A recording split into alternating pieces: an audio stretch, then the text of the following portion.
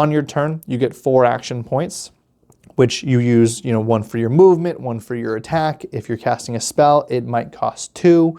If you can use ones to supply maneuvers, you can use more action points to make spells stronger, give yourself advantage. One cool distinction of DC 20, I'll say, is the analyze creature action, where you can try to figure out what is the weakness of this creature and exploit it, which is, again, that's a tactical use of one of your action points. And so there's multitude of different ways that DC 20 in the action lists gives you, which actually makes lower level characters more interesting and stronger. But before I get to that, I'm just going to finish off this example of how action points work. So you have 4 action points on your turn. You get to use all or none.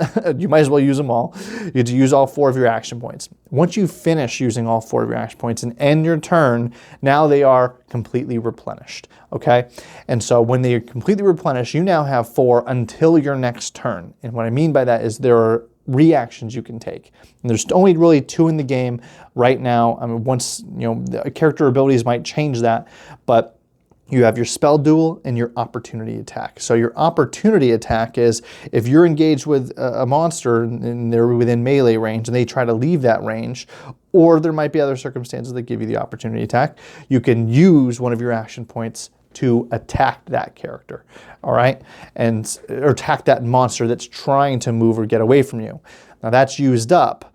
Or let's use the example spell duel. You see someone trying to cast a spell on one of your allies or you, and you try to stop it by casting your own spell. That might use 2 action points to try to spell duel that spell. And so whether you use 1 or 2, it doesn't matter, but when it comes back to your turn, if you used 1 action point before your turn, you now only have 3 actions on your turn. If you use 2, you now only have 2 actions on your turn. What's cool about that is you actually get more than 1 reaction. In D&D, you use it, you lose it. But in DC 20, you can use all 4 of your actions before it gets to your turn. Now your turn is gone, but it makes combat much more dynamic because you kind of can do things on other people's turns and other monsters' turns in particular to help them or to put yourself in a better situation or protect an ally. And that's one of the things that's cool about reactions.